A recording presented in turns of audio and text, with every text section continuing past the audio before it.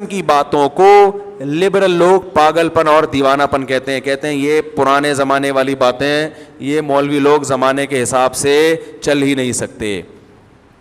تو جو تانا محمد صلی اللہ علیہ وسلم کو دیا گیا، آج وہ تانا براہ راست نبی کو تو نہیں دیا جا رہا، لیکن نبی کی تعلیمات کو فالو کرنے والوں کو مجنون اور دیوانگی کا تانا آج بھی دیا جا رہا ہے. تو جیسے قلم اور اس کی تحریریں. بہترین صدقہ جاریہ حاصل کرنے کے لیے اس ویڈیو کو شیئر کرنا مت بھولیں. جزاک اللہ. گواہ ہے کہ محمد صلی اللہ علیہ وسلم دیوانے نہیں ہیں. اسی طرح یاد رکھو قلم اور اس کی تحریریں اس بات کی بھی گواہ ہے کہ جو نبی کو فالو کرنے والے ہیں وہ پاگل اور دیوانے نہیں ہیں. کیسے گواہ یہ میں بتاتا ہوں. پھر ابھی تو وقت بہت لمبا ہو گیا، میرا خیال ہے پھر اگلے ہفتے اس موضوع کو چھیڑتے ہیں. کیا خیال ہے؟ وقت کافی زیادہ ہو گیا ہے. تو قلم اور تحریریں اس بات پر آج بھی گواہ ہیں کہ جیسے محمد صلی اللہ علیہ وسلم دیوانے نہیں تھے، اسی طرح محمد صلی اللہ علیہ وسلم کو فالو کرنے والے بھی دیوانے نہیں ہیں. مختصر سی بات کر دیتا ہوں تاکہ ٹاپک مکمل ہو جائے. جو قلم سے اسلامی قانون لکھا گیا ہے ریٹن فارم میں، آج بھی اس قانون کو پڑھ کے دیکھو، اس کا آلٹرنیٹ دنیا میں کسی کے پاس موجود نہیں ہے. تو اس قانون کو فالو کرنے والا دیوانہ کہاں سے ہوگا؟ بہت مشکل ہے بھائی. دیکھو اسلامی قانون شروع ہوتا ہے کتاب الطہارہ سے. جو نبی پر قرآن نازل ہوا اور نبی کی حدیثیں ہیں وہ فقہ کی شکل میں کتابوں میں محفوظ ہے نا، ریٹن فارم میں. تو ہر اسلامی فقہ کی کتاب شروع کہاں سے ہوتی ہے؟ طہارت کے باب. جب بھی کوئی پورے اسلام کو فالو کرنا چاہے، پورا مولوی بننا چاہے یا پورا مسلمان بننا چاہے، مولوی اصطلاحی معنی میں نہیں یعنی حقیقی معنی میں، یا پورا مسلمان بننا، آپ مولوی سے ایک لفظ سے نفرت ہے تو پورا مسلمان بننا چاہے، تو اس کو سب سے پہلے کیا کتاب کیا بتائے گی؟ جو اسلامی قانون کی کتاب الطہارہ، طہارت کا باب. اس کو یہ بتایا جائے گا کہ جسم سے ناپاکی دور کیے بغیر نماز نہیں ہوتی، دانتوں کو کیسے پاک رکھنا ہے، لباس کو کیسے صاف رکھنا ہے، اندر کی باڈی کو کیسے پاک رکھنا ہے، غسل کے کیا احکام ہے.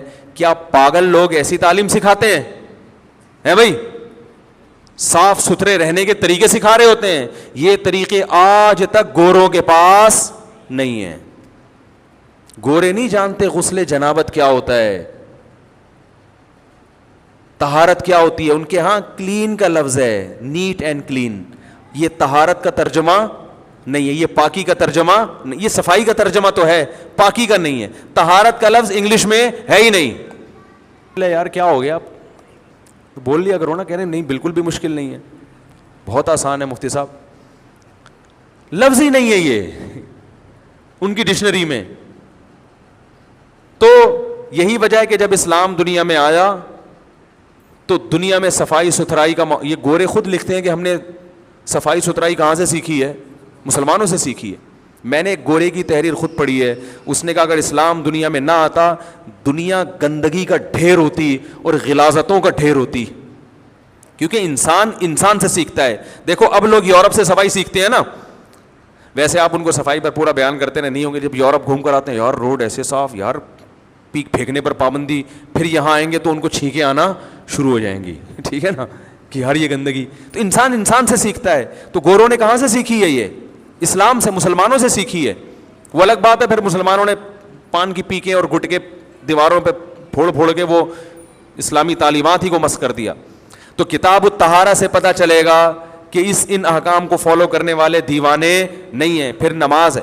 پھر اللہ اور مخلوق کے حقوق. اللہ کے حقوق میں سب سے پہلے کیا چیز آتی ہے؟ نماز. نماز کا طریقہ جو قلم سے لکھا گیا ہے، اتنا خوبصورت طریقہ عبادت کا دنیا میں کسی مذہب کے پاس نہیں ہے.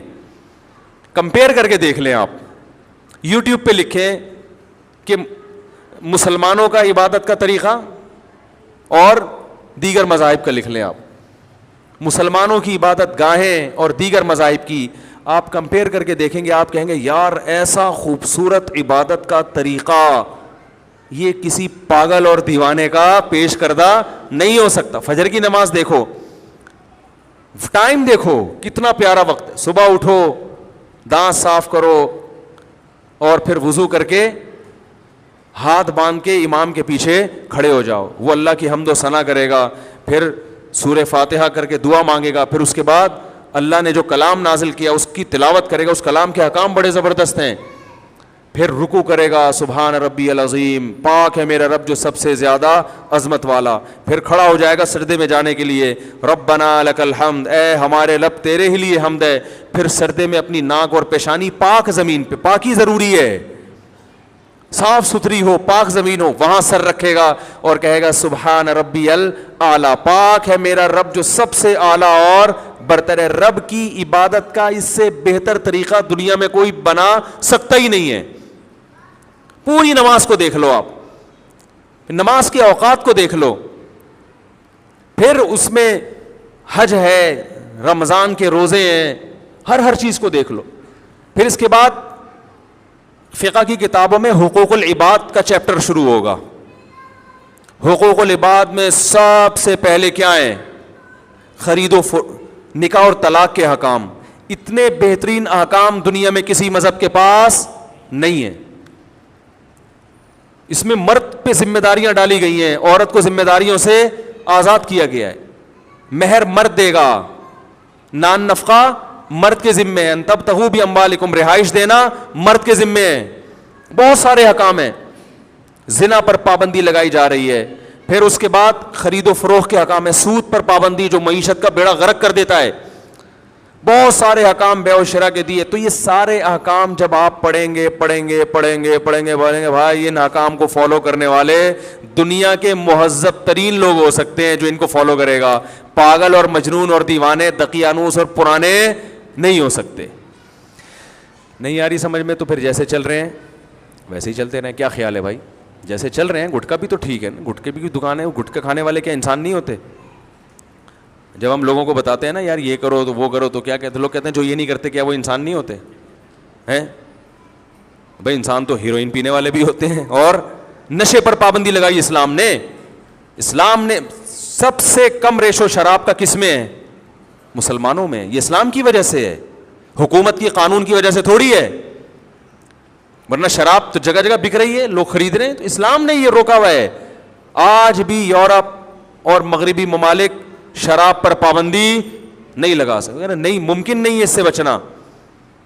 بہت ساری ابھی میں چلوں گا تو یہ تمام جو ریٹن فارم میں قلم کی تحریر سے جو لکھا گیا قانون اسلامی, اس قانون کو آج بھی دنیا میں کوئی چیلنج نہیں کر سکتا. معیشت کے لیے, دنیا کے لیے, آخرت کے لیے اس سے بہتر کوئی لا ہو نہیں سکتا. تو یہ سب اس بات کی علامت ہے کہ اس لا کو فالو کرنے والے مجنون اور دیوانے نہیں ہو سکتے. لہذا جو لبرل لوگ ہیں اور لبرل پنے کی انتہا کو پہنچے ہوئے ہیں, صبح و شام مولویوں کو برا بھلا کہتے ہیں کہ یہ قوم کو ترقی سے روک رہے ہیں. تو بھائی آپ کے دماغ میں فطور ہے. آپ اگر قلم اور قلم سے لکھی ہوئی تحریریں پڑھو, اسلامک لا پڑھو, تو آپ کو پتہ چلے گا کہ اس سے بہتر قانون دنیا میں کسی کے پاس نہیں ہے. میں نے ایک واقعہ سنایا تھا نا پچھلے ہفتے کہ امریکہ میں ایک خاتون کو میں نے وراثت کا کچھ مسئلہ بتایا, لکھ کے بھیجا, تو وہاں ایک امریکہ میں ایک وکیل بڑی حیران ہوئی کہ اتنا بہترین وراثت کا قانون کہ تمہارے مرنے کے بعد فلاں کا اتنے %, باپ کا اتنے %, ماں کا اتنے %, بیٹے کا اتنے %, یہ کس نے بتایا ہے؟ یہ کون سی اسمبلی میں قانون پاس ہوا ہے؟ اس نے کہا اسمبلی میں نہیں, اسلام کہہ رہی ہے. تو ہم نے پاکستان میں مفتی صاحب ہیں ان سے پوچھا ہے, انہوں نے اکارڈنگ تو شریعہ یہ بتایا, اسلام میں ہی ہے. اس نے کہا 1400 سال پہلے محمد صلی اللہ علیہ وسلم نے یہ قانون دیا, اتنا بہترین. وراثت کے قانون اتنے خوبصورت ہیں, اتنے بہترین ہیں, اس سے بہتر ہو نہیں سکتے. ایک ایک چیز اگر آپ اٹھا کے دیکھو, آپ کو پتا ہے جب بینکنگ پہ زوال آیا پوری دنیا میں, اسلامک بینکنگ پہ نہیں آیا, کیونکہ اس میں رقمیں اس طرح سے داؤ پہ لگتی نہیں ہیں, اور اس طرح سے قرضہ ہے نہیں کہ قرضہ دے کے بھول جاؤ, نقصان میں جائے فائدے میں جائے, مجھے تو اتنا پروفٹ چاہیے, ایسا نہیں ہے اسلام میں. تو ایسی چیز, ایسا قانون پیش کیا کہ اس کو فالو کرنے والے مجنون اور دیوانے نہیں ہو سکتے. اور آخری بات, ناراض تو ہوں گے آپ لوگ, یہ جو 4 شادیوں پہ لوگ ہمیں تانے دیتے ہیں نا, یہ پاگل ہو گئے ہیں, دیوانے ہو گئے ہیں. ڈیبیٹ کرو, کسی کے میرے سامنے لا کے بٹھاؤ یا کسی مذہبی اسکالر کے سامنے, وہ ایسے سوالات آپ سے کرے گا اس بارے میں کہ آپ کہو گے اس میں بھی اسلام زندہ باد, اسلام کو سلام ہے کہ اس نے ان معاشرتی برائیوں کا ایسا حل دیا جو آج بھی کسی کے باپ کے پاس نہیں ہے حل. وہ بیٹھ کے فتوے جھاڑنا کمنٹس کرنا آسان. ایک صاحب نے مجھے کہا فلاں بزرگ کا بیان سنا کرو, بڑا پیارا بیان کرتے ہیں, کبھی شادیوں وادیوں اور یہ 4 اور 3 اور یہ بات ہی نہیں کرتے, جنت اور جہنم کی بس. تو جنت اور جہنم میں جانے کے لیے پہلے جنت میں وہ قانون کو تو فالو کرو. جو مسائل قوم کے چل رہے ہیں اس وقت, جس طرح سے عورتیں عذاب کا شکار ہیں, بتاؤ کیا بیٹیاں پیدا ہوتے ہی لوگ پریشان ہونا نہیں شروع ہو گئے؟ اس کا کیا حل ہے آپ کے پاس؟ جو نالائق بہنوئی ہے, داماد ہے, چرسی ہیروئن چی مارتا ہے پیٹتا ہے, لوگ برداشت کیوں کرتے ہیں کہ طلاق کے بعد شادی کہاں کریں گے ہم اس کی؟ صحابہ میں تو ایسا نہیں ہوتا تھا. صحابہ میں تو ایسا ظلم ہو رہا ہے, عورت آتی تھی نبی کے پاس, یا رسول اللہ مجھے پسند نہیں ہے, میری علیحدگی کروائیں. تو آپ صلی اللہ علیہ وسلم شوہر کو مشورہ دیتے, بھائی چھوڑ دو اس کو. آج عورت جو مظلوم عورتیں ہیں, بہت سی ڈرامے بھی کرتی ہیں, شوہر پہ ٹوپیاں گھما کے اس کو بیڑا غرق کر دیتی ہیں. اس کا بھی عدالت نے حل غلط سوچا ہوا ہے, کیونکہ اسلام کو فالو نہیں کیا جا رہا عدالت میں. کوئی عورت پہنچ جائے خلا کی ڈگری پکڑا دیتے ہیں اس کو, فیملی سسٹم کو تباہ کر رہے ہیں. تو نبی صلی اللہ علیہ وسلم نے مشورہ دیا صحابی کو چھوڑ دو. تو وہ عورت طلاق لینے پر آمادہ کیوں ہوئی؟ ان کو پتا تھا مجھے اس سے اچھا رشتہ مل جائے گا. شوہر میں کسی وجہ سے کوئی فالٹ تھا, بلا وجہ طلاق لینا حرام ہے عورت کے لیے, ناجائز ہے. واقعی کوئی ایسی وجہ ہے نہیں آ رہا, تو ان کو پتا تھا بھائی طلاق لے کے میری شادی کہیں ہو جائے گی. اب شوہر سگریٹ سے جلاتا ہو, صحیح ہے نا, جوتے مارتا ہو, حتی الامکان لڑکی کے ماں باپ بھی کہتے ہیں وہیں جاؤ, وہیں مرو, وہیں دفن ہو جاؤ. اتنی مصیبت سے یہ ٹینشن ہم نے اپنے سر سے اتاری تھی, یہ ٹینشن لے کے دوبارہ نہیں آنا. پھر وہ لڑکیاں خودکشی کر رہی ہیں, وہ زہر کی بوتلیں پی رہی ہیں. لبرل لوگوں کے پاس اس کا علاج صرف یہ ہے کہ ان کو جاب کراؤ, اور شادی کوئی معاشرے کی ضرورت ہے ہی نہیں. حالانکہ وہ آپ کی فزیکل باڈی کی ضرورت ہے, وہ تو باڈی کی ریکوائرمنٹ ہے. تو اس کا حل کہتے ہیں کہ نائٹ کلب کھلے ہوئے ہیں, جائے بوائے فرینڈ سے منہ کالا کرے, یہ ان کے پاس حل ہے. تاکہ جو تھوڑا بہت فیملی سسٹم ہے وہ بھی کیا ہو جائے, برباد. جب خاندان ختم تو پھر اپنے بڑھاپے میں اولڈ ہوم میں جانے کے لیے تیار ہو جاؤ. یہ تو خاندان ہوتے ہیں جس میں داماد بھی ہوتے ہیں, بہویں بھی ہوتی ہیں, بیٹے بھی ہوتے ہیں, پوتے بھی ہوتے ہیں. فیملی ختم, بس وہی حشر ہوگا, گھوڑے گدھے والا حشر ہوگا جو دنیا جس طرف جا رہی ہے. اس کا واحد حل کس نے دیا تھا؟ اسلام نے. اور میں نے اپنی 4 شادیوں والی کتاب میں انگریزوں کے 100 سال پرانے والے انگریزوں کے حوالے دیے ہیں. گوروں نے لکھا ہے, میں نے پوری حوالوں کے ساتھ, انہوں نے لکھا ہے کہ یورپ کو اسلام کا 4 شادیوں والا نظام لینا پڑے گا. انگریز لکھ رہے ہیں, ان کے ماہرین, کہا وہ خوشی سے لے لے تو بھی, ورنہ اسے مجبور ہو کر اس طرف آنا پڑے گا. سمجھ میں آ رہی ہے بات؟ ورنہ اس نے 100 سال پہلے انہوں نے کہا جن مسائل سے ہماری عورتیں دوچار ہیں یہ اور زیادہ تباہی کی طرف جائیں گی. ایک پادری نے لکھا 100 سال پہلے کہ برطانیہ کے بارے میں کہ کسی لڑکی کی منگنی ہو جائے نا, وہ اتنا خوش ہوتی ہے, انگوٹھی دکھاتی پھرتی ہے کہ میری شادی ہونے والی ہے, خود پاگل ہو جاتی ہے, کیونکہ لڑکیاں شادی کی امیدیں ان کو ختم ہو چکی ہیں. یہ 100 سال پرانے کا برطانیہ بتا رہا ہوں میں. تو اس پادری نے عیسائی ہو کے لکھا کہ یہ اسلام کا آپ کو 4 والا نظام, بولو بھائی, لینا پڑے گا. تو کوئی اسلام کا حکم ایسا نہیں ہے کہ جس کو آج دنیا میں چیلنج کیا جا سکے. اسلام کے پاس ایسی پاور, ایسی طاقت ہے, سود کے بارے میں, زنا کے بارے میں, شراب کے بارے میں, وراثت کے حکام کے بارے میں, اور عبادات کا جو نظام دیا اس کے بارے میں, ہر چیز میں اسلام کیا ہے, سپیریئر ہے. وہ دلائل کی دنیا میں اپنا لوہا, بولو بھائی, منوا سکتا ہے. وہ بتا سکتا ہے کہ میرے سامنے ٹھہرنے والا کوئی بھی نہیں. تبھی سب سے زیادہ جیلیسی کس سے ہے؟ اسلام سے ہے دنیا. تو یہ جو اسلام ریٹن فارم, یہ تو سب چیزیں ریٹن میں ہی آئی ہیں نا, ہمارے پاس کتابوں سے پہنچی ہیں. تو یہ ساری کتابیں اس بات پر گواہ ہیں, قلم اور اس سے لکھنے والی تحریریں, کہ جو اسلام کو فالو کرنے والے ہیں دنیا کے ذہین ترین اور سمجھدار ترین لوگ ہیں, وہ مجنون اور دیوانے نہیں ہیں. اللہ کرے یہ بات سب کی عقل میں